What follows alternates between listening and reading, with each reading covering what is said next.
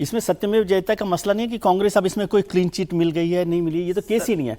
मसला ये है कि जो आज का जितना मुझे समझ में आया। हाँ जी, आप बोल लीजिए। नहीं आप बोलिए। नहीं, मेरे मन में एक सवाल था, आप बोल लीजिए।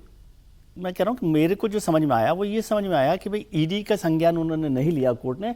इसका मतलब ईडी के पास ये अधिकार नहीं था कि वो इस मामले की जांच करे। इसको यदि दूसरे तरीके से देखें तो क्या ईडी पॉलिटिकल वेंडेटा के लिए ये काम कर रही थी? मेरे दो सवाल हैं, वो टेक्निकल कानूनी सवाल हैं जी। अगर ईडी जांच नहीं कर सकती थी तो चलिए हाईकोर्ट ने ऑर्डर कहा कि भाई इस पे जांच हो, सुब्रमण्यम स्वामी ले गए थे, तो सीधे ईडी को आना चाहिए, नहीं आना चाहिए था, सीबीआई को आना चाहिए था, दिल्ली पुलिस को आना चाहिए था, जांच करनी चाहिए थी। वो एक तो वो बात। दूसरा, राहुल गांधी और सोनिया गांधी रिलीफ लेने भी तो गए इस केस में। ईडी की जांच पर रिलीफ लेने के लिए वो ऊपरी अदालत में गए, तभी तो नहीं बेल पे बोलते हैं ना, बेल पे हैं तो बेल अदालत ने दी, तो बेल अदालत ने तो उस शिकायत पर बेल दे रखी है उन्होंने, ईडी के मामले में बेल नहीं दे रखी है। वो तो उन्होंने शिकायत की है, उसमें अरेस्ट वारंट हो गया। तो सर शिकायत किसी एजेंसी की होगी ना, बेल तो किसी एजेंसी के पास शिकायत पहुंची उस पर ही मिलती है।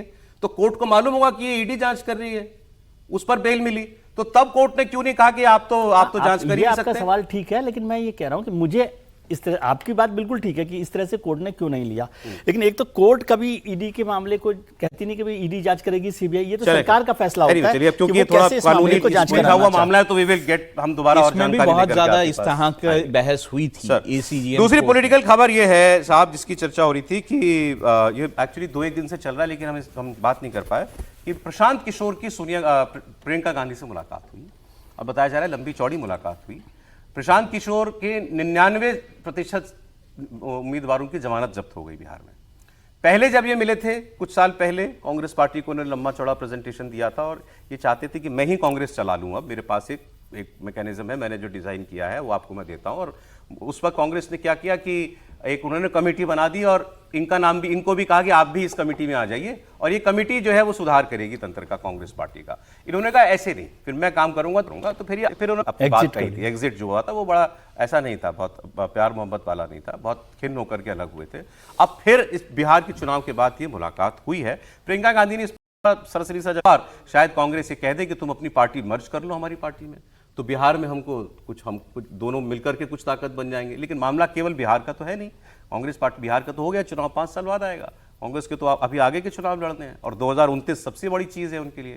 क्या प्रशांत किशोर को एक बार फिर उम्मीद भरी निगाहों से कांग्रेस इसमें देख रही है और क्या कोई मौका इसमें तलाश रहे हैं प्रशांत किशोर एक बार फिर पॉलिटिकली रेलिवेंट बनने का? क्योंकि उनके लिए भी बिहार की 3 साल की मेहनत तो अभी उसका सिला तो उनको मिला नहीं। क्या लगता है त्रिपाठी जी आपको? देखिए, प्रियंका गांधी जी अगर राष्ट्रीय अध्यक्ष बन जाए और केसी वेणुगोपाल वाली भूमिका में प्रशांत किशोर आ जाएं तो प्रशांत किशोर पार्टी मर्ज कर लेंगे और यही उनका प्रस्ताव है।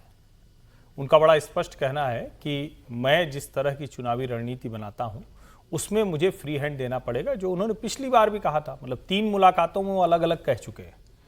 2 बार वो कांग्रेस के साथ दबे छिपे या कहें कि छिटपुट वो काम भी कर चुके हैं।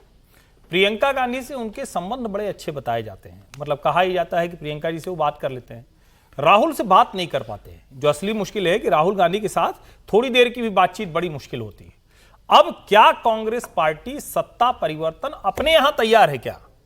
अगर सत्ता परिवर्तन के लिए तैयार है तो प्रशांत किशोर इन हो सकते हैं, क्योंकि भले वो लाख कह रहे हैं लेकिन उनको भी पता है कि भैया वो कहावत होती है किला चला चना भाड़ नहीं फोड़ सकता, तो वो अब उनकी स्थिति हो गई है। और बिहार में 5 साल तक अभी सरकार है, देश में भी कोई ऐसी स्थिति नहीं कि वो अलग से जाए। बिहार से बाहर प्रशांत किशोर का कोई अस्तित्व नहीं है। रणनीतिक तौर पर कांग्रेस और कांग्रेस के लिए वो बहुत मुफीद है, लेकिन प्रियंका अध्यक्ष बने तो ये कोई यूं ही शिष्टाचार वाली मुलाकात नहीं थी, एक ऑफिशियल मुलाकात थी आप कह रहे हैं। और इसमें प्रपोजल है, ये आपने बताया कि मैं अपनी पार्टी आप में मर्ज कर दूंगा लेकिन फिर मुझे संगठन चाहिए। बिल्कुल, ये उनकी शर्त है। प्रभारी संगठन महासचिव की भूमिका वो चाहते हैं। समीर जी देखिए, अगर प्रशांत किशोर के राजनीतिक जीवन देखो तो प्रधानमंत्री मोदी के साथ उन्होंने अपना जीवन शुरू किया। राजनीति बड़ी चर्चा में आए 2014 के बाद। उनको लगा कि प्रधानमंत्री मोदी जी बन गए तो भारतीय जनता पार्टी मेरा दखल बढ़ेगा, और उनको लगा कि मोदी जी के बाद नंबर 2 की हैसियत पार्टी में मेरी होगी, लेकिन वो अमित शाह जी की थी, फिर वो चले गए।